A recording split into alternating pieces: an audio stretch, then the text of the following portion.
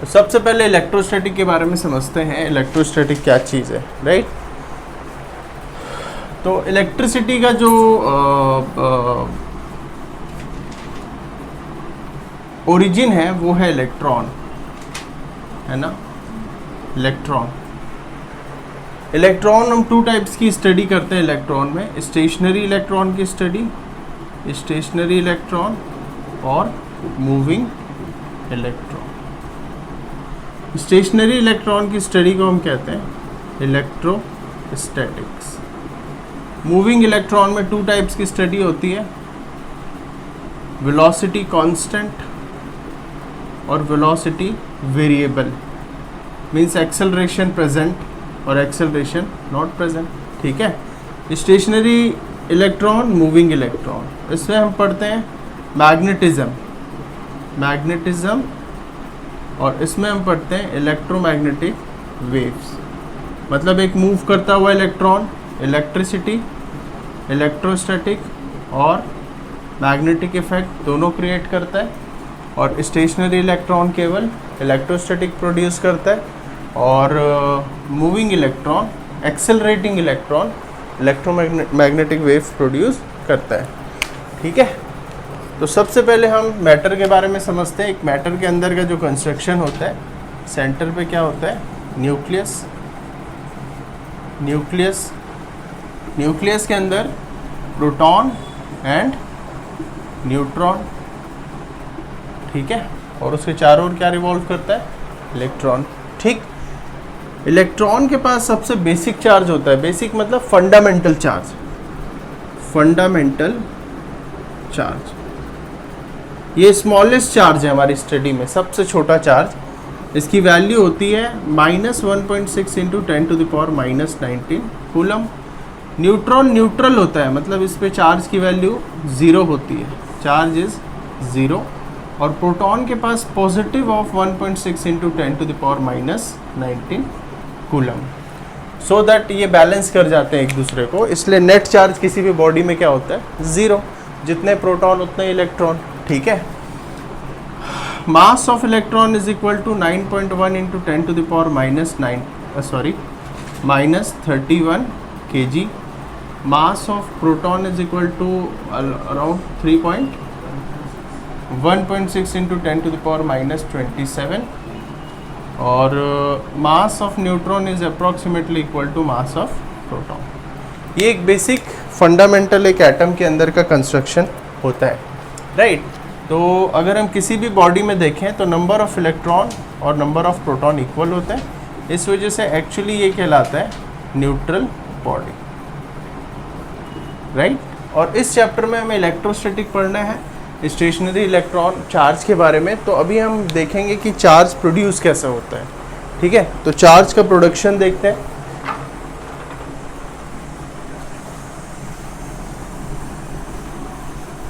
ठीक,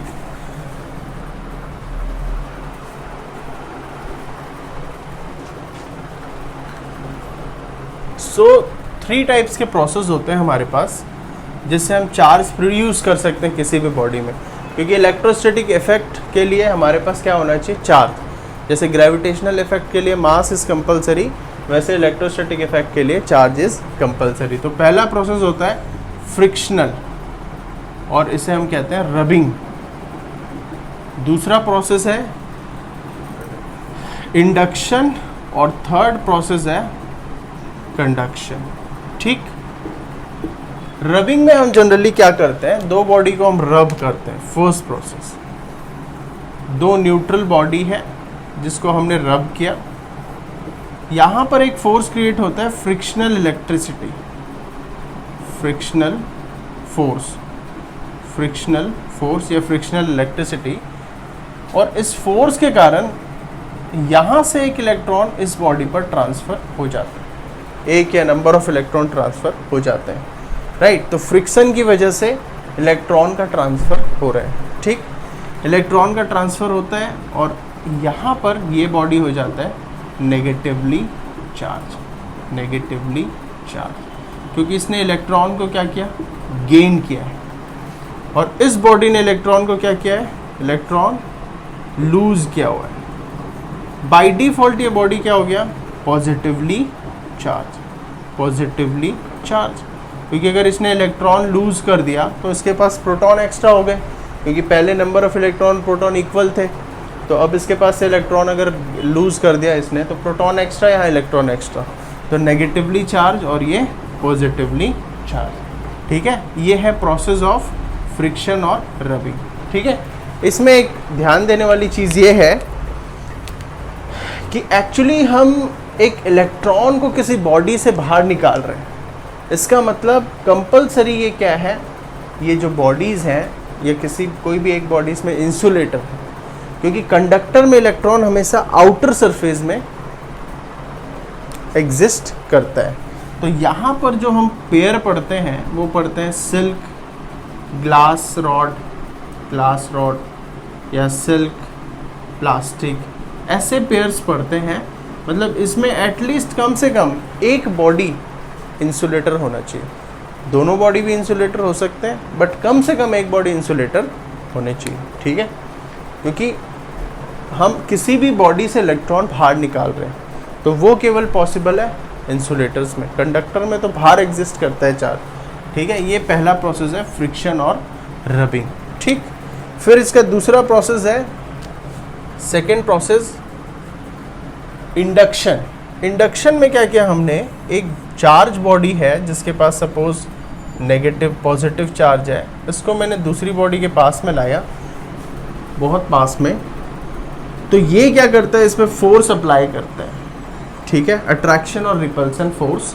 तो नेगेटिव वाले को और ये पॉजिटिव वाले को क्या करता है, सेपरेट कर देता है। नेगेटिव और पॉजिटिव, ये न्यूट्रल बॉडी है और ये पॉजिटिवली चार्ज बॉडी है। ठीक है, तो पॉजिटिव वाले चार्ज नेगेटिव को अट्रैक्ट करते हैं, पॉजिटिव को रिपेल करते हैं, ये चार्ज को सेपरेट कर देते हैं, सेपरेट। ठीक, और अगर मैंने इसके कांटेक्ट में एक दूसरा बॉडी लिया है तो ये वाले पॉजिटिव चार्ज यहाँ पर आ जाएंगे इस बॉडी पे। तो फाइनली अगर मैं तीनों को सेपरेट करूँगा तो मेरे पास क्या होगा, पॉजिटिव चार्ज, नेगेटिव चार्ज और पॉजिटिव चार्ज। ये वाले पॉजिटिव चार्ज इसमें आ गया रिपल्सन की वजह से, तो ये बॉडी हो गया पॉजिटिवली चार्ज, नेगेटिवली चार्ज, और ये तो ऑलरेडी पॉजिटिवली चार्ज था। इसका मतलब मैंने बिना टच किए बॉडीज़ को क्या कर दिया, चार्ज कर दिया। इस प्रोसेस को हम क्या कहते हैं, इंडक्शन। क्या कहते हैं, इंडक्शन। ठीक है, इंडक्शन में अगर हम देखें ध्यान से तो चार्ज ट्रैवल कर रहा है, चार्ज का मूवमेंट अलाउ है। अगर चार्ज मूव कर रहा है इसका मतलब कंपलसरी है इंडक्शन प्रोसेस में हम यूज़ करते हैं मेटल्स और कंडक्टर्स, क्योंकि मूवमेंट ऑफ चार्ज केवल कंडक्टर्स में पॉसिबल होता है। ठीक है, और फ्रिक्शन के लिए इंसुलेटर यूज़ कर सकते हैं। ठीक, फिर थर्ड प्रोसेस है कंडक्शन। कंडक्शन में क्या करते हैं,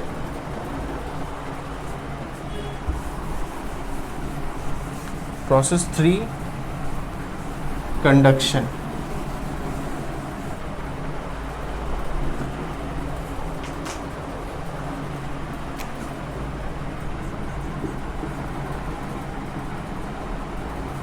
कंडक्शन में हम एक चार्ज बॉडी है उसे दूसरे चार्ज बॉडी से दूसरे अनचार्ज बॉडी से हम डायरेक्ट टच करते हैं। तो जब कांटेक्ट में हम लाते हैं तो यहाँ से चार्ज ट्रांसफ़र होके इस बॉडी में आ जाता है। यह है प्रोसेस ऑफ कंडक्शन।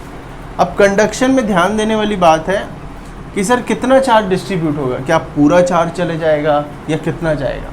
तो अगर इसमें 2-3 केसेस होते हैं, अगर बॉडी के साइज आइडेंटिकल है तो दोनों ही बॉडी अगर हम फिजिकल कांटेक्ट में लाते हैं तो ये एक दूसरे का एवरेज शेयर करते हैं, है ना। तो एवरेज टोटल क्या होगा, Q1 प्लस Q2, ये है टोटल चार्ज। तो इस बॉडी में चार्ज आ जाएगा Q/2 और इस बॉडी में भी Q/2। दोनों का एवरेज बॉडी शेयर करते हैं अगर आइडेंटिकल साइज है। तो अनआइडेंटिकल साइज होंगे तो डिस्ट्रीब्यूशन ऑफ चार्ज डिफरेंट होगा।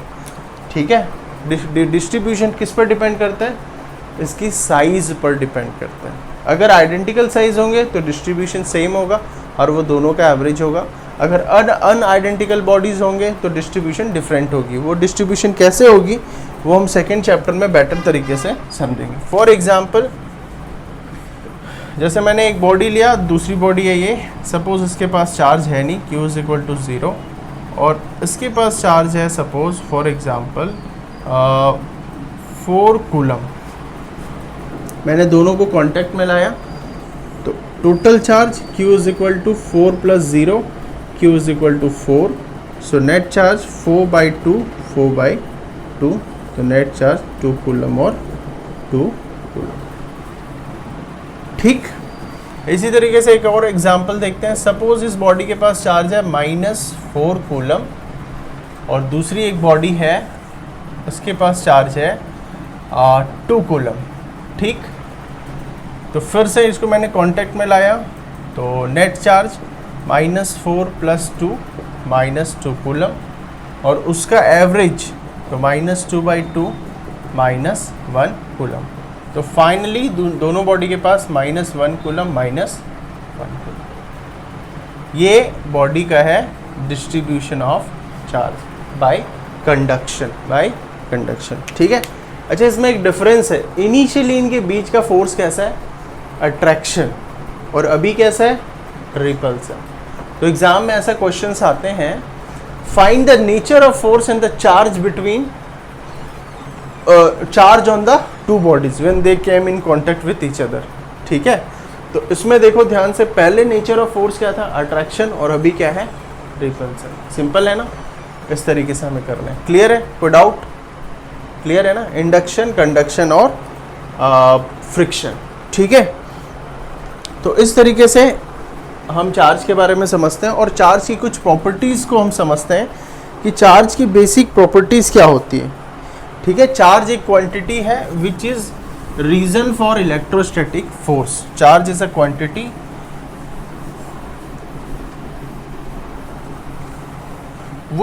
which produces electrostatic force or electrostatic effect in between conductors। ठीक, तो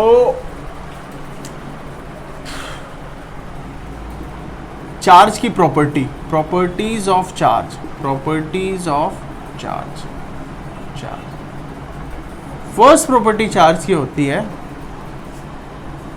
चार्ज इज कंजर्व्ड। चार्ज हमेशा कंजर्व्ड होता है, मतलब किसी भी सिस्टम में, फॉर अ सिस्टम,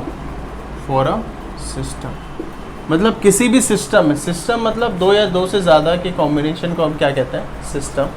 किसी भी सिस्टम में चार्ज हमेशा कंजर्व रहता है, मतलब नेट चार्ज हमेशा क्या होगा, 0, या फिर इनिशियल और फाइनल चार्ज सेम, और net charge is what, 0। For example, ये एक सिस्टम है,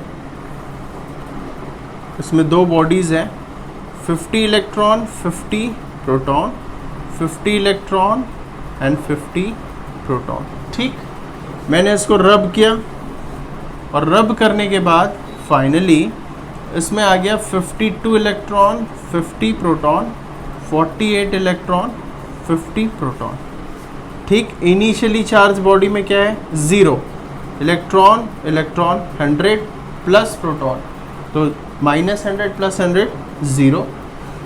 ठीक है, फाइनल देखना, ये हो गया नेगेटिवली चार्ज बॉडी, और ये हो जाएगी पॉजिटिवली चार्ज बॉडी, क्योंकि यहाँ पर प्रोटॉन एक्स्ट्रा है और यहाँ पर इलेक्ट्रॉन एक्स्ट्रा है। बट अभी भी नेट क्या है, Q फाइनल नेट क्या है, 0। देखो 48 52 50 50 100 माइनस प्लस 100, तो अभी भी नेट चार्ज क्या है, 0। मतलब किसी भी बॉडी पे नेट चार्ज हमेशा कंजर्व होता है। Charge can not be created nor be destroyed. ठीक है, अगर कहीं कोई बॉडी पॉजिटिवली चार्ज हो रहा है तो वो ज़रूर किसी बॉडी को नेगेटिवली चार्ज किया कर आया है। ठीक, इससे जैसे एक क्वेश्चन लेते हैं, एग्जांपल, फॉर एग्जांपल एक सिस्टम है, इसमें है 3 कूलम 4 कूलम एंड 5 कूलम। मैंने इस सिस्टम को थोड़ा सा चेंज किया, रबिंग किया या फिर कांटेक्ट पे लाया, और ये चार्ज हो गया सपोज 6 कूलम -1 कूलम। तो मैं कहता हूँ कि इस ब्लैंक में क्या आएगा, थर्ड चार्ज की वैल्यू क्या हो जाएगी, तो क्या होगी, तो टोटल चार्ज 5 4 9 2 3 11 12 कूलम, राइट। तो यहाँ पर भी क्या होना चाहिए, 12 कूलम होना चाहिए। तो इसका मतलब 6 - 1 5, 5 और 7, तो यहाँ पर क्या आ जाएगा 7 कूलम, क्योंकि Q फाइनल भी क्या होना चाहिए 12 कूलम। क्लियर। सो ये है चार्ज का कंजर्वेशन, पहली प्रॉपर्टी। सेकेंड प्रॉपर्टी है, second, charge is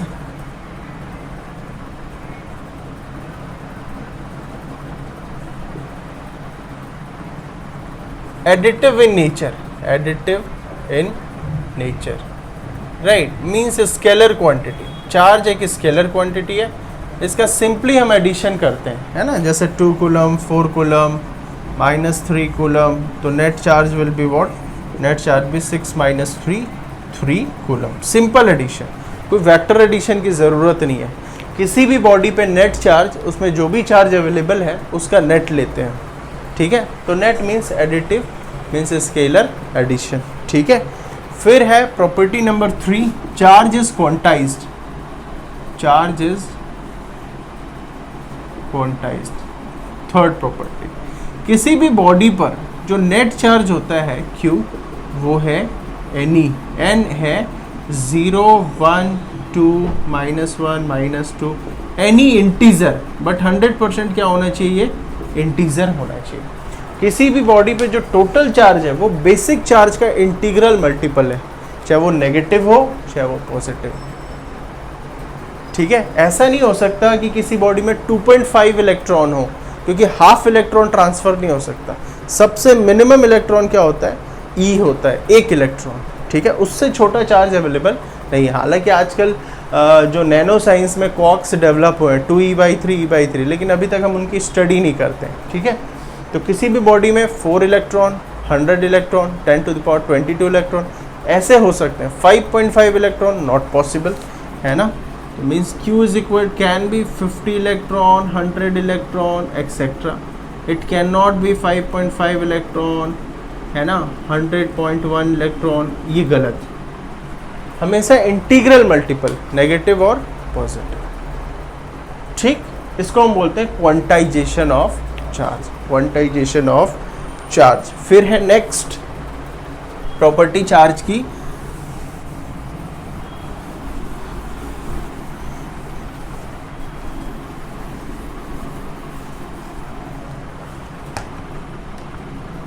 okay. Next property है property number 4, charge is transferable, charge transfer किया जा सकता है। अभी हमने देखा चार्ज को हमने ट्रांसफर किया। फिर है fifth property, charge can not exist without mass, charge बिना मास के एग्जिस्ट नहीं कर सकता, but vice versa is true, is true. Mass charge के बिना एग्जिस्ट कर सकता है, बट चार्ज मास के बिना एग्जिस्ट नहीं कर सकता, क्योंकि चार्ज मतलब इलेक्ट्रॉन, और हर इलेक्ट्रॉन के पास मास होता है। हालांकि वो मास बहुत कम है, बट फिर भी मास तो होता ही है ना। इससे एक चीज़ समझने को मिलती है, अगर हम किसी बॉडी को पॉजिटिवली नेगेटिवली चार्ज कर रहे हैं, अगर हम किसी बॉडी को इलेक्ट्रॉन गेन करा रहे हैं, तो उसका मास क्या हो रहा है, increase decrease, increase, very good. तो मास इज व्हाट, इंक्रीज, ठीक है। और रेडियस भी इंक्रीज हो रहा है, अगर वो एक स्फीयर है तो रेडियस इंक्रीज, इलास्टिक बॉडी है तो रेडियस भी इंक्रीज होगा, नंबर ऑफ इलेक्ट्रॉन इंक्रीज होंगे। तो अगर किसी बॉडी को हम पॉजिटिवली चार्ज कर रहे हैं तो मास इंक्रीज और डिक्रीज, डिक्रीज, क्योंकि positively charge means loss of electron या डिफिशियंसी ऑफ इलेक्ट्रॉन, इलेक्ट्रॉन हटाना, और negatively means gain of electron. तो मास क्या हो जाएगा, डिक्रीज, क्योंकि पॉजिटिव का ट्रांसफर नहीं होता कभी भी, पॉजिटिव तो फिक्स होते हैं न्यूक्लियस में, है ना। तो मतलब नेगेटिवली चार्ज बॉडी की हम बात कर रहे हैं, इसका मतलब वो है गेन ऑफ इलेक्ट्रॉन, और पॉजिटिवली चार्ज की बात कर रहे हैं तो वो है लॉस ऑफ इलेक्ट्रॉन या डिफिशियंसी ऑफ इलेक्ट्रॉन। इतना क्लियर है क्या, ठीक है, फिर है next property,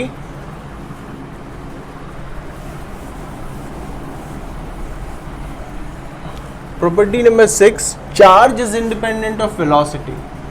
charge is independent of velocity. Charge velocity पर डिपेंड नहीं करता, जैसे मास, लाइक मास, अनलाइक मास।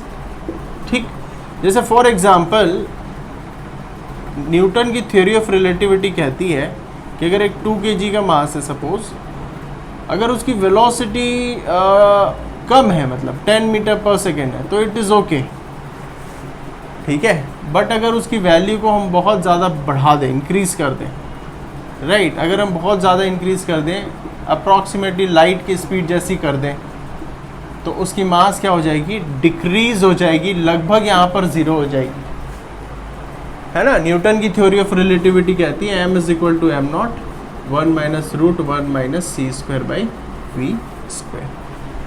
मतलब अगर किसी चीज़ की आप वेलोसिटी इंक्रीज करोगे तो मास की वैल्यू डिक्रीज हो जाएगी, m नॉट है रेस्ट मास।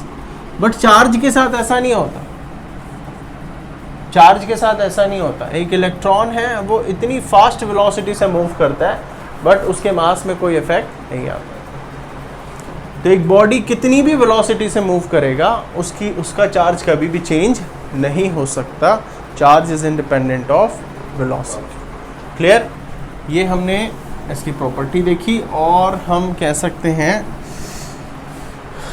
चार्ज इज, ठीक, charge can not exist. Okay, तो ये कुछ प्रॉपर्टीज है चार्ज की, transferable, quantization, additive nature, etcetera etcetera. Next, अब हम पढ़ते हैं फोर्स के बारे में। फोर्स, इलेक्ट्रोस्टैटिक फोर्स, ठीक। एक साइंटिस्ट थे जिनका नाम था कूलम। कूलम ने क्या करा है, न्यूटन को देखा, ठीक। न्यूटन ने कहा दो अगर हम मास ले लें m1 और m2 और उनकी बीच की डिस्टेंस है r, तो न्यूटन कहते हैं इनके बीच ग्रेविटी अट्रैक्शन फोर्स वर्क करेगा। ये बॉडीज एक दूसरे को हम क्या करते हैं, अट्रैक्ट करते हैं। न्यूटन ने कहा है ग्रेविटेशनल फोर्स ऑफ अट्रैक्शन, मतलब, और इनके बीच का अट्रैक्शन फोर्स है वो प्रोपोर्शनल होगा प्रोडक्ट ऑफ द मासेस और inversely proportional to square of distance between them, ठीक। सिमिलरली कूलम ने कहा अगर दो चार्ज हैं Q1 और Q2, उन्होंने उसको देखा, ऑब्जर्व किया, और इनके बीच है डिस्टेंस r,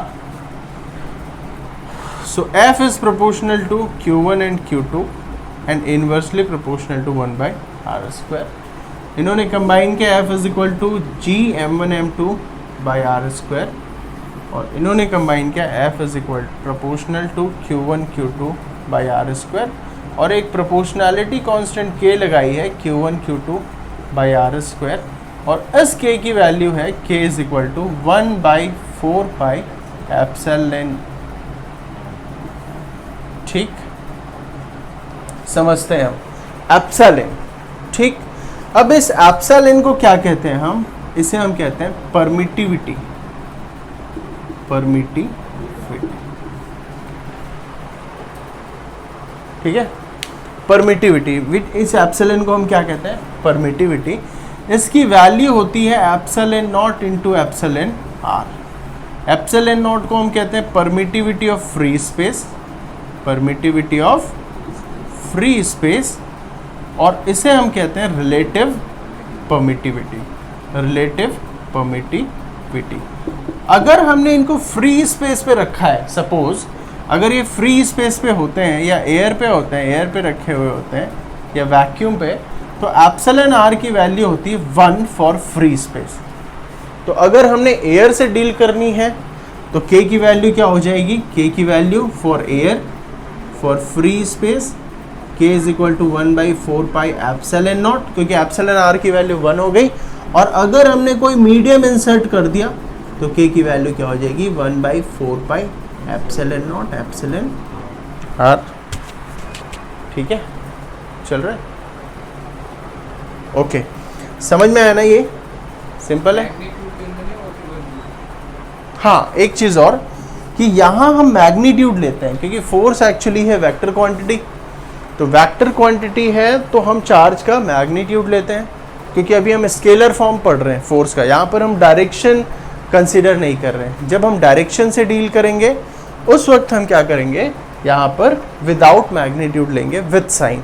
इसका मतलब इररेस्पेक्टिव ऑफ पॉजिटिव और negative charge is inside the magnitude. ठीक है, तो ये है फोर्स का formula, it is the formula for force. ठीक, तो फिर से F इज इक्वल टू के Q1 Q2 by r square magnitude.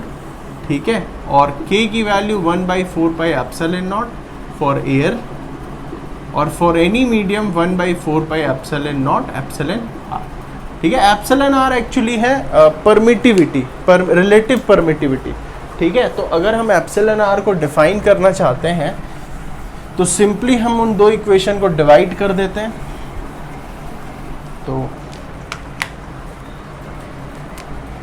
F is air is equal to 1/4 pi epsilon naught Q1 Q2 by r square, और F medium 1/4 pi epsilon naught epsilon r Q1 Q2 by r square. Divide this one, so F air by F medium is equal to epsilon r. Relative permittivity की definition हम यहाँ से बना सकते हैं। Relative permittivity of medium is defined as the ratio of force between two charges when they are placed in air to the force between two charges when they are placed in a medium. Simple है, और यहाँ से भी बना सकते हैं epsilon naught epsilon r is equal to epsilon, so epsilon r is equal to epsilon by epsilon naught. यहाँ से भी हम रिलेटिव परमिटिविटी बना सकते हैं। It is defined as the ratio of absolute permittivity to permittivity of free space. ठीक है, इस एप्सिलॉन को हम कहते हैं absolute, absolute means total. Okay, तो ये हो गया फोर्स के बारे में। अब हम फोर्स के कुछ क्वेश्चंस करते हैं। उसके पहले मैं एक थोड़ा सा बेसिक बता देता हूँ कि हम किसी भी वेक्टर क्वांटिटी से जब डील करते हैं तो दो वेक्टर क्वांटिटी, सपोज ये A है, this is A, this is B, तो इनका जो रिजल्टेंट होता है R वो कुछ इस तरीके से होता है। ये हमने क्लास 11 में पढ़ा है, बीच एंगल थीटा, A और B के बीच के एंगल की थीटा। तो A और B दो वेक्टर हैं, हमें इन्हें एडिशन करना है या सब्ट्रैक्शन करना है, एनीथिंग लाइक सपोज सब्ट्रैक्शन करना है, लाइक एडिशन करना है, तो ये हम डायरेक्ट ऐड नहीं कर सकते। क्यों नहीं कर सकते? क्योंकि ये वेक्टर क्वांटिटी है। वेक्टर क्वांटिटी का वेक्टर एडिशन करना होता है। तो हमने क्लास 11 में triangle law of vector addition या parallelogram law of vector addition पढ़ा है। उसमें हम रिजल्टेंट क्या लेते हैं, R is equal to A square plus B square plus 2ab cos theta, और ये मैग्नीट्यूड होता है। ठीक है, ये का रूट, ये फॉर्मूला है where theta is angle between two vector. ठीक, अगर सपोज ये वेक्टर कुछ इस तरीके से है, थीटा की वैल्यू 180 डिग्री, तो डायरेक्टली हम लिख सकते हैं r is equal to a minus b. Direct subtract कर सकते हैं। क्यों? क्योंकि cos 180 माइनस 1 और a square plus B square minus 2ab a minus b whole square, और वहाँ से होल स्क्वायर और root cancel a minus b. और अगर दोनों की डायरेक्शन सेम है तो डायरेक्ट a प्लस बी हम कर सकते हैं, direct addition, r is equal to magnitude. But अगर एंगल एग्जिस्ट करता है तो फिर ये वाला फॉर्मूला यूज़ करना पड़ेगा, प्लस 2ab cos थीटा। ठीक है, ये चीज़ हमें ध्यान रखना है, पहली चीज़। दूसरी चीज़, कभी भी हम किसी भी बॉडी पर नेट फोर्स लेते हैं, याद रखना, किसी भी बॉडी पर या किसी भी चार्ज पर हम नेट फोर्स लेते हैं। और नेट फोर्स क्या होता है? सभी फोर्सेस का वेक्टर सम होता है। इसे हम प्रिंसिपल ऑफ सुपरपोजिशन भी कहते हैं। इलेक्ट्रिक फील्ड कह लो या फोर्स कह लो, when number of charge is placed, when number of charge is there, this is number of charge is there, suppose q1 q2 q3 q4 qn, suppose qn, ये qn suppose। तो अगर मैं q1 पे force की बात करूँगा तो इसे दो पॉइंट लेते हैं। फर्स्ट पॉइंट ये, q1 पे बहुत सारे फोर्सेस होंगे due to 2 3 4 5 and n times, उन सब का वेक्टर सम क्या कहलाएगा, नेट फोर्स, और उसे हम कहते हैं सुपरपोजिशन प्रिंसिपल। ठीक है, तो मतलब F net on Q1 is equal to F between 1 2 plus F between 1 3 plus this F between 1 and n, इनका वेक्टर सम हो जाएगा। ठीक, पहली चीज। दूसरी चीज, जब एक चार्ज दूसरे चार्ज पे फोर्स अप्लाई करता है, Q1 सपोज Q2 पे फोर्स अप्लाई करता है, मैं इसको थोड़ा सा क्लीन करता हूँ। दूसरी चीज हम समझते हैं, जब एक चार्ज सपोज ये 2 है, ये इस पे फोर्स अप्लाई कर रहा है, एनीथिंग, रिपल्सन और अट्रैक्शन, अगर हमने तीसरा थर्ड चार्ज लाया Q3, तो Q3 भी इस पर फोर्स अप्लाई करेगा। बट ध्यान देने वाली बात यह है कि it is not affect the force between 1 and 2। Clear है? इस पे ये फोर्स जरूर लगा रहा है, बट इनके बीच का फोर्स में कोई इफेक्ट नहीं डाल रहा है। ठीक है, तो नेट फोर्स में तो इफेक्ट आया, नेट फोर्स एक और फोर्स ऐड हो गया, बट इनके बीच का जो F1 2 है उस पर कोई भी चेंज नहीं आएगा। ये दो प्रिंसिपल ऑफ सुपरपोजिशन हम समझते हैं। ठीक है, ओके फाइन। और एक चीज़ हमने अभी भी सीखी थी, जब भी हम मीडियम इंसर्ट करते हैं फोर्स क्या हो जाता है, decrease. F air by F medium is equal to epsilon R, तो F medium is equal to F air by epsilon R। इससे ये सीखने को मिलता है, अगर हमने दो चार्ज के बीच में कोई मीडियम इंसर्ट कर दिया तो उसकी वैल्यू क्या हो जाएगी, फोर्स की डिक्रीज हो जाएगी। क्यों? क्योंकि एप्सिलॉन R की वैल्यू हमेशा ग्रेटर देन 1 होती है, वैक्यूम में केवल क्या होती है, 1। क्योंकि ऑब्वियसली बात है, अगर हम एयर में दौड़ेंगे तो हमारी स्पीड सबसे ज़्यादा होगी, बाकी सारी चीज़ें ज़्यादा डेंस होंगी, तो डेंसिटी की वजह से सब में हमारी स्पीड या फोर्स कम हो जाएंगी। तो हर मीडियम पे ग्रेटर देन 1 है रादर देन एयर। तो अगर ये हमेशा ग्रेटर देन 1 है, इसका मतलब जब भी हमने मीडियम इंसर्ट करना है तो फोर्स की वैल्यू क्या हो जाएगी, रिड्यूस हो जाएगी। क्लियर है? ओके, तो ये 2-3 रूल को हम यूज़ करते हुए अब 2-4 न्यूमेरिकल करते हैं जिसमें हम बेसिक्स को समझेंगे। ठीक है, पहला न्यूमेरिकल मैं लेता हूँ फर्स्ट सी। अच्छा, फोर्स, 1-2-3 चीज़ें मैं और बताना चाहूँगा। पहली चीज़ ये कि फोर्स ऑफ जो इलेक्ट्रोस्टैटिक है, इलेक्ट्रोस्टैटिक्स, वो बोथ काइंड है, अट्रैक्शन और रिपल्सन, अट्रैक्शन और repulsion. Like charges repel and unlike charges attract, unlike charges attract. ये 2 चीज़ समझने वाली। ठीक, पहली चीज़ ये है अट्रैक्शन और रिपल्सन। जबकि ग्रेविटेशनल फोर्स कैसा होता है, always gravitational force is always attraction type, attraction type. ठीक, पहली चीज़। दूसरी चीज़, सर जब हम 2 इलेक्ट्रॉन की बात करते हैं, किसी भी 2 चार्ज की बात करते हैं सपोज, राइट, तो इनके बीच में 2 टाइप्स के फोर्स एग्जिस्ट करेंगे। एक करेगा इनके बीच इलेक्ट्रोस्टैटिक फोर्स जो कि रिपल्सन टाइप होगा, और दूसरा क्योंकि इनके पास मास भी है दोनों के पास, तो इनके पास ग्रेविटेशनल फोर्स भी होगा जो अट्रैक्शन टाइप होगा। तो मेरा क्वेश्चन ये उठता है कि क्या ये ग्रेविटेशनल फोर्स इससे अफेक्ट नहीं करेगा? करेगा, बट वो बहुत माइनर है, इसलिए हम नेग्लेक्ट कर सकते हैं। तो अगर 2 इलेक्ट्रॉन के बीच में हम इलेक्ट्रोस्टैटिक फोर्स लिखें तो KE × E divided by, suppose वो 1 सेंटीमीटर अपार्ट है सपोज, या R ही ले लेते हैं, ठीक है, R², और FG is equal to G ME divided by R²। अगर हम इसको डिवाइड करें तो इसकी वैल्यू आएगी लगभग 10⁻39। मतलब F electrostatic is approximately equal to 10⁻39 times of FG। Electrostatic force की वैल्यू 10⁻39 टाइम्स ग्रेविटेशनल फोर्स से होती है ज़्यादा, तो इसलिए हम इसको क्या कर सकते हैं, इग्नोर कर सकते हैं। ठीक, ओके, ये है, ये भी हमें ध्यान में रखने वाली चीज़ है कि इनके बीच में ग्रेविटेशनल फोर्स भी है सर, अट्रैक्शन भी है, रिपल्सन तो है ही है इलेक्ट्रोस्टैटिक, बट उसकी वैल्यू नेग्लिजिबल है। ठीक है, पहली चीज़ ये। दूसरी चीज़, हमने जो भी फोर्स पढ़ा है F = K Q1 Q2/r², ये केवल और केवल किसके बीच में अप्लाई किया जा सकता है? Point charges.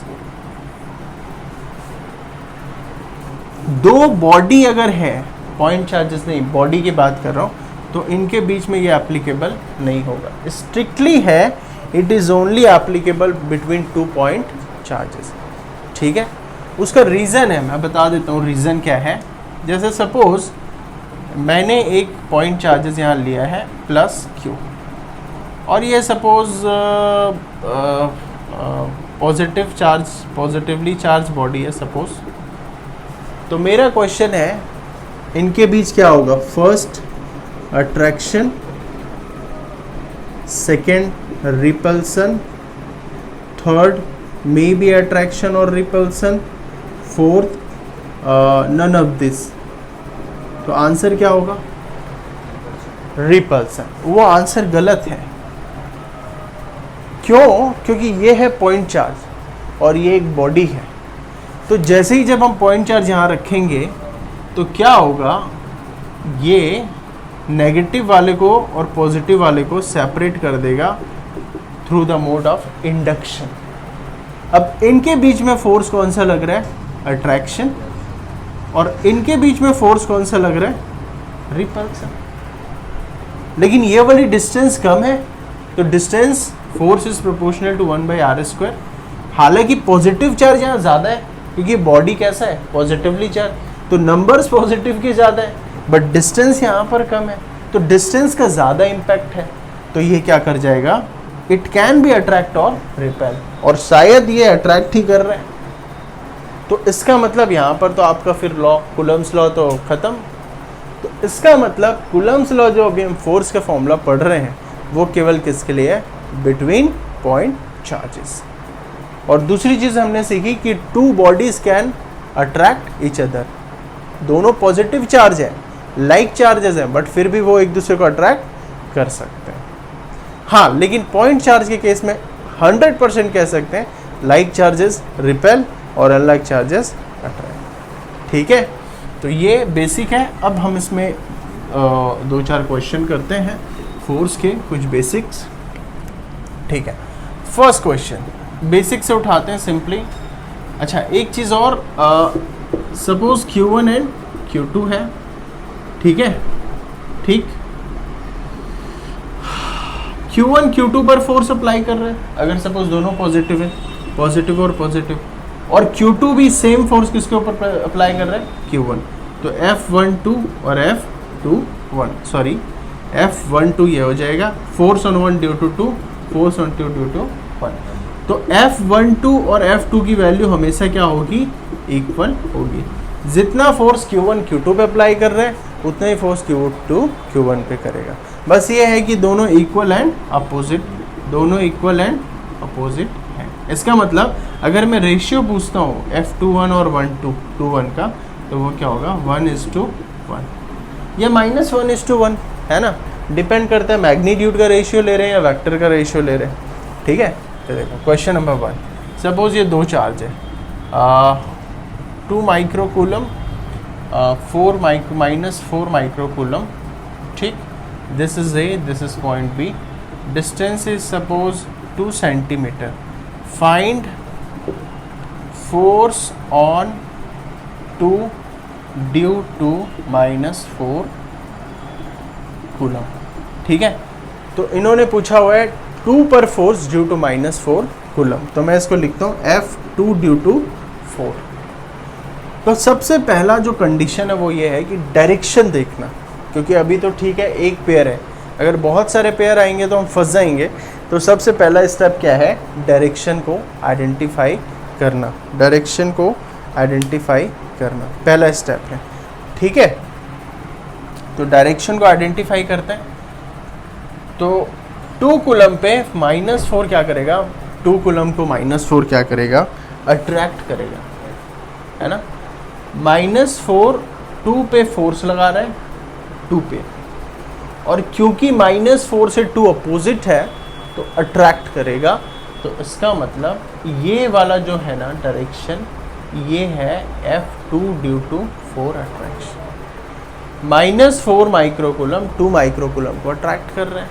तो डायरेक्शन हमने बता दी A टू B, और magnitude is equal to F के इंटू Q1 Q2 की मैग्नीट्यूड लेते हैं हमेशा 2 इंटू 4, और ये 10⁻⁻12 हो जाएगा। -6 क्योंकि माइक्रो है, डिवाइडेड बाय 2 इंटू 10⁻⁻2 का स्क्वायर। ठीक, तो f की value k into 8 into 10⁻⁻12 divided by 4 into 10⁻⁻4, और ये हो जाएगा f is equal to 2k 10⁻⁻8।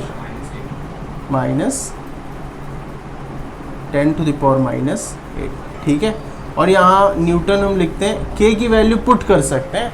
k की वैल्यू वैसे साइंटिफिकली होती है 9 इंटू 10⁹ अगर एयर है तो, और k की वैल्यू होती है 9 into 10⁹ divided by epsilon r for medium. ठीक है, ये है।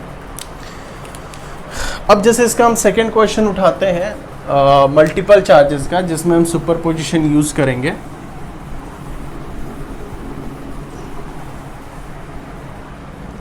Okay, number 2, suppose 4 coulomb. ठीक है, मैं चार्जेस की वैल्यू थोड़ी ज़्यादा ले रहा हूँ। प्रैक्टिकली चार्जेस 1 कूलम बहुत बड़ा चार्ज होता है, तो आप बुक्स में देखेंगे तो माइनस माइक्रो कूलम में लेता है, और डिस्टेंस भी सेंटीमीटर mm में, क्योंकि 1 मीटर बहुत बड़ा डिस्टेंस होता है। इतनी ज़्यादा डिस्टेंस पे इतने छोटे चार्जेस के बीच में फोर्स प्रैक्टिकली एग्जिस्ट नहीं करता। लेकिन मैथमेटिकली हम इनको सॉल्व करने के लिए हमने वैल्यूज़ ऐसी ली हैं। 4 कूलम, दिस इज़ 2 कूलम, और यहाँ पर कहीं रखा हुआ है सेंटर पे 1 कूलम। ठीक है, और ये वाली दूरी है 1 centimetre and this is 2 centimetre. ठीक है, सेंटर पे ले लेते हैं 1 सेंटीमीटर। ठीक है, मुझे निकालना है, मैंने कहा है find net force on first 2 coulomb, second 1 coulomb, third 4 coulomb. ठीक है, वैल्यू कुछ चेंज करें क्या? ये -1 ले लेते हैं, एक काम कर। ठीक, अब करते हैं। तो सबसे पहले 2 कूलम पे नेट फोर्स हम फाइंड आउट करते हैं। तो मैं यहाँ पर एक बार और बना लेता हूँ। 4 coulomb 2 coulomb -1 coulomb 1 centimetre 1 centimetre. 2 coulomb पे कितने फोर्स होंगे? 2 फोर्स। ठीक है, तो 2 कूलम पे 2 फोर्स होंगे। पहला होगा 4 की और दूसरा -1 की। -1 2 कूलम को क्या कर रहा है? अट्रैक्ट कर रहा है, उसको हम F1 मान लेते हैं। और 4 कूलम क्योंकि पॉजिटिव है, रिपेल कर रहा है, ये है F2। तो net force is equal to F1 minus F2। F1 की वैल्यू F1 है इनके बीच का फोर्स 2 और -1 का, तो F1 की वैल्यू Q इंटू 1 मैग्नीट्यूड लेते हैं इंटू 2, और डिस्टेंस क्या है? 1 सेंटीमीटर। डिस्टेंस क्या है? 1 सेंटीमीटर स्क्वायर। F2 की वैल्यू देखो ध्यान से, K इंटू 4 और 2 के बीच का है ना, तो 4 into 2 divided by distance 2 centimetre है, ना कि 1 सेंटीमीटर। बच्चे जल्दी में गलती क्या करते हैं, बीच की डिस्टेंस 1 सेंटीमीटर ले लेते हैं। ये जो R है वो 2 चार्ज के बीच डिस्टेंस है, जिसके बीच हम फोर्स ले रहे हैं, है ना। तो क्योंकि यहाँ पर आपने ये 2 चार्ज लिया हुआ है, तो distance is what? 2 into 10⁻⁻2 square. अब इसकी वैल्यू हम पुट कर लेंगे, तो ये वैल्यू अप्रोक्सीमेटली आ जाएगी कुछ K2K डिवाइडेड बाई 10⁻⁻4 और -4 8K डिवाइडेड बाय 4 इंटू 10⁻⁻4। ठीक, और यहाँ पर जो कॉमन आ रहा है K बाई 10⁻⁻4, और अंदर 2 माइनस 8/4 इज ऑल्सो 2, 0 हो रहा है क्या? 4 2 8, 2 स्क्वायर 4 -4। ठीक है, और दिस इज 2 इंटू 21 2। ठीक, ठीक है, तो आई थिंक ये भी 2 से 2 माइनस 2 नेट फोर्स 0, ठीक है। ओके, फिर है सेकेंड पार्ट लेते हैं और 1 कूलम पे, ठीक। 4 कूलम, 2 कूलम, -1 कूलम है, -1 कूलम, 1 सेंटीमीटर 1 सेंटीमीटर। तो 1 कूलम को अट्रैक्ट कर रहा है और ये भी क्या कर रहा है, अट्रैक्ट कर रहा है, F1 F2। तो फिर से F net F1 minus F2, ठीक है। तो F1 माइनस F2, F1 इनके बीच का फोर्स है K इंटू 2 इंटू 1, मैग्नीट्यूड लेते हैं, divided by 1 into 10 to minus 2 का स्क्वायर, माइनस K इंटू इनके बीच का फोर्स है 4 into 1 divided by 1 into 10 to minus 2 का स्क्वायर, और इसकी वैल्यू अप्रोक्सीमेटली आएगी 2K by 10 to the power minus 2 का माइनस 4, ठीक है। K की वैल्यू हम पुट कर सकते हैं और फाइनल आंसर फाइंड आउट कर सकते हैं, ठीक है। इसमें मैंने छोटे से बड़े को माइनस किया हुआ तो नेगेटिव आ रही है वैल्यू, बट आप बड़े से छोटे को करोगे तो पॉजिटिव वैल्यू आ जाएगी। तो इस तरीके से फिर है 4 कूलम पे, तो सिमिलरली 4 कूलम पे इसकी वजह से अट्रैक्शन और इसकी वजह से रिपल्सन। तो यहाँ पर भी net force F1 minus F2, distance एक बार ये ले लेंगे और एक बार ये ले लेंगे। इस तरीके से हम नेट फोर्स फाइंड आउट कर सकते हैं, ठीक। नेक्स्ट क्वेश्चन हम लेते हैं, एक ट्राइंगल का 1-2 क्वेश्चंस करेंगे, फिर इसको सम अप करेंगे फोर्स के क्वेश्चंस को। नेक्स्ट, सपोज एक ट्राइंगल है और फोर्स चार्ज है Q coulomb, 1 centimetre 1 centimetre 1 centimetre. मुझे नेट फोर्स इस पॉइंट पे निकालना है, इस लेट इट बी 2Q।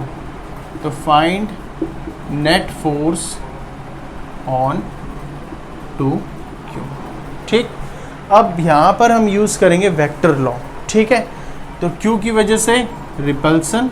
अच्छा, एक चीज़ ध्यान देने वाली बात है, दो चार्ज के बीच में फोर्स अट्रैक्शन हो या रिपल्सन हो डजेंट मैटर, बट एक चीज़ पक्की है कि हमेशा फोर्स की direction along the line joining between charges होती है। मतलब अगर हमें इनमें फोर्स की डायरेक्शन लेनी है तो पहले हमें लाइन ज्वाइन करनी पड़ेगी, उसके बाद अगर अट्रैक्शन है तो इस तरफ, रिपल्सन है तो इस तरफ, लेकिन 100% along the line joining between two force. ऐसे फोर्सेस को हम बोलते हैं सेंट्रल फोर्स। जिन फोर्सेस की डायरेक्शन दो क्वांटिटी की लाइन जॉइनिंग के अराउंड होती है उन्हें हम क्या कहते हैं, सेंट्रल फोर्स। क्या कहते हैं, सेंट्रल फोर्स, ठीक है, सेंट्रल फोर्स।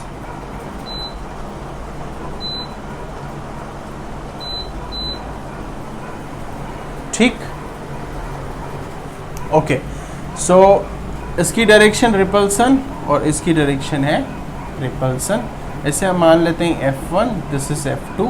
अब देखो वेक्टर का कॉन्सेप्ट आ गया, क्योंकि दोनों के बीच में एक एंगल क्रिएट हो रहा है। अभी तक तो दोनों इक्वल एंड अपोजिट हो रहे थे, सेम डायरेक्शन अपोजिट, तो हम डायरेक्टली माइनस प्लस कर रहे थे, बट अब एक एंगल बीच में इंट्रोड्यूस हुआ है। तो ये अगर ध्यान से देखें, इक्विलेटरल ट्राइंगल 60 डिग्री 60 60, तो ये वाली एंगल क्या हो जाएगी, 60 डिग्री, ठीक। तो अब फिर से F1 की वैल्यू अगर हम देखें तो K into Q into 2Q divided by distance 1 into 10 to minus 2 का स्क्वायर, और F2 की वैल्यू भी यही हो रही है, Q into Q into 2Q, K Q into 2Q divided by 1 into 10 to the power minus 2 का स्क्वायर। तो दोनों का नेट निकालना है, तो अगर हम देखें दोनों की वैल्यू मैग्नीट्यूड वाइज सेम है, F1 F2 की मैग्नीट्यूड वाइज सेम है वैल्यू, उसको मैंने F ले लिया क्योंकि कैलकुलेशन थोड़ा इजी हो जाएगा। अगर मैं यहाँ पर वैल्यू पुट करूँ Q की, इसकी, उसकी, और उसको कैलकुलेट करके फिर अंदर डालूँ तो बहुत टफ हो जाएगा। तो बेटर है अगर दोनों की वैल्यू सेम है तो उनको एक कॉमन वैल्यू X, Y या F ले लें, थोड़ा सा इजी हो जाएगा। अब फिर नेट लिखें, तो F नेट हमने बताया था ये है net force F net. So F net root A square मतलब F1 square plus F2 square plus 2F1 F2 cos 60 degree. cos 60 की वैल्यू होती है 1/2, अच्छा, F net is equal to root under F square plus F square plus 2f square into 1/2, 2 cancel, root 3f square. तो F net की वैल्यू आ गई रूट 3 इंटू एफ। अब आप एफ की वैल्यू पुट कर दो यहाँ से, तो F net is equal to root 3 into 2q square into K divided by 10⁻⁻4। और यहाँ से फिर आप वैल्यू पुट कर लीजिए k की 9 इंटू 10⁻9 और सॉल्व करके फाइनल आंसर फाइंड। ठीक है, तो ये नेट फोर्स है। सिमिलरली हम इस पे भी नेट फोर्स निकाल सकते हैं। रिपल्सन बीच का एंगल 60, इस पे भी नेट फोर्स निकाल सकते हैं। रिपल्सन, इसकी वजह से रिपल्सन बीच की वैल्यू 60। ठीक, तो इस तरीके से हम फोर्स के बारे में नेट फोर्स फाइंड आउट कर सकते हैं। ठीक, ऐसे ही एक और क्वेश्चन लेते हैं स्क्वायर का। सपोज एक स्क्वायर लेते हैं। ठीक है, समझ में आ रहा है ना, रिवीजन हो रहा है। ओके, सो नेट फोर्स लेते हैं। सपोज एक क्वेश्चन उठाता हूं मैं, एक स्क्वायर है ये 2 सेंटीमीटर स्क्वायर। क्वेश्चन पूछा गया है 1 coulomb, 2 coulomb, -3 coulomb,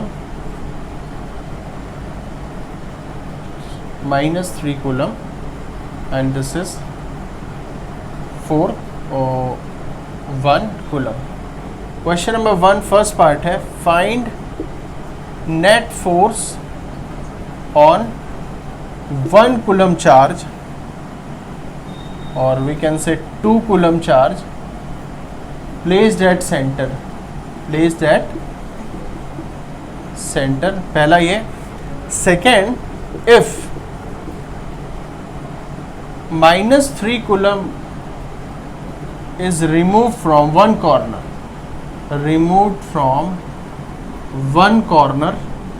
or one corner,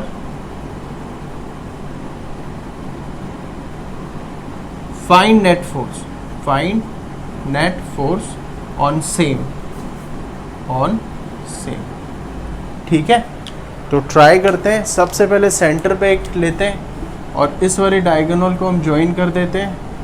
square का डायगोनल क्या होता है, √2a। डायगोनल क्या होता है स्क्वायर का, √2 इंटू ए, डायगोनल √2a। सो ये x है, √2 इंटू ए की वैल्यू है 2, √2 इंटू 2 और इसका हमें हाफ लेना पड़ेगा क्योंकि ये वाली डिस्टेंस लेंगे ना फोर्स के लिए, तो ये वाली वैल्यू हो जाएगी √2। सॉरी हाँ ठीक है, √2, ये भी √2 एंड √2। ठीक, तो अगर हम ध्यान से देखें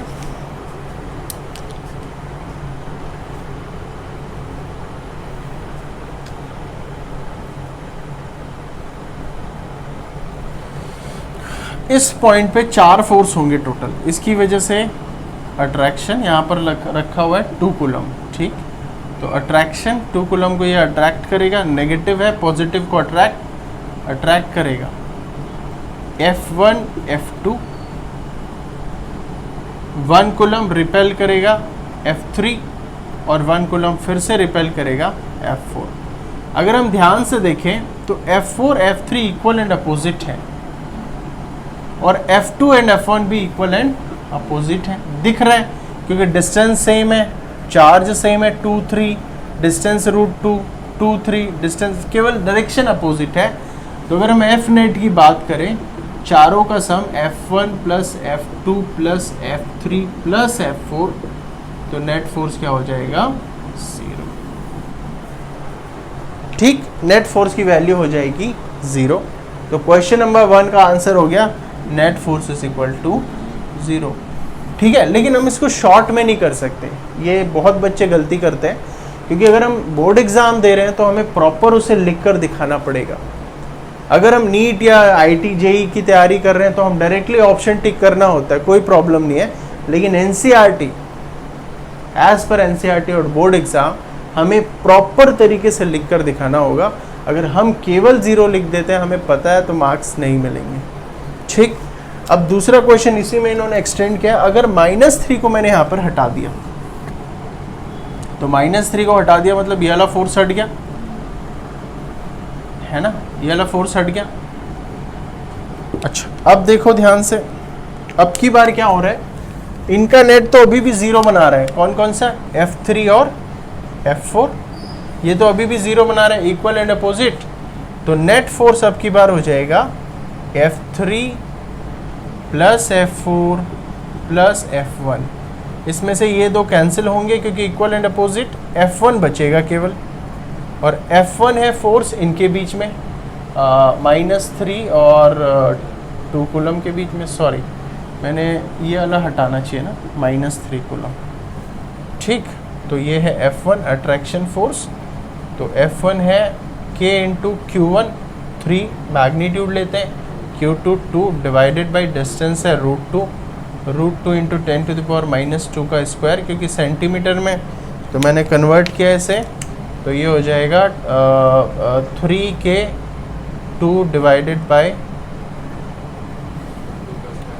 2 into 10⁻⁻4 cancel, 3 into 9 into 10⁻⁹ into 10⁻⁴, ये हो जाएगा 27 इंटू 10⁻13 न्यूटन आंसर। ठीक, कोशिश ये रहती है हम इस तरीके से आंसर लिखें, A पॉइंट B इंटू 10⁻⁶, इसे कहते हैं साइंटिफिक फॉर्म।